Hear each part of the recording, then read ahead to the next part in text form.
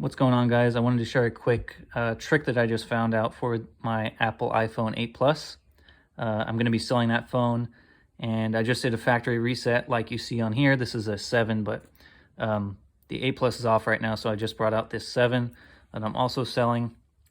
But anyway, I actually thought it was a 7 Plus, and I didn't know the gigs, so I was trying to find the gigs out without having to set up the phone again and go through a whole factory reset again. So I was able to find out a little trick here. So you see the little eye there in the circle. You're just going to click on that. It'll give you regulatory here.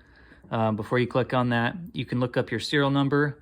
What I did was I just Googled Apple serial number lookup, and the first site that comes up is an Apple site. And that'll actually give you, if you don't know the model, because I actually thought this was a 6 before. Turns out it's a 7, so that'll give you your model number or model type for what the phone is.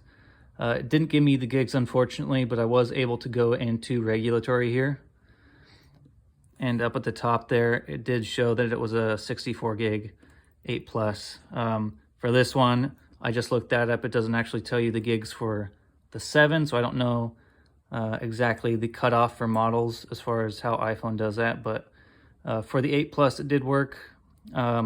You can look up the model for this, and it'll again tell you that it is an Apple iPhone 7. The cutoff as far as the 7 and 8, the 7s do have that on the back as well.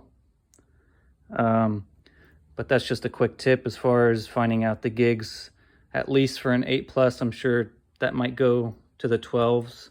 And then if you have a 7 and below, if you're looking up the model number and trying to find out which one it is, if you're looking to buy or sell, haven't used it in a while, that's a good tip. So anyway, hope that helps, and hope you have a good day. Thank you.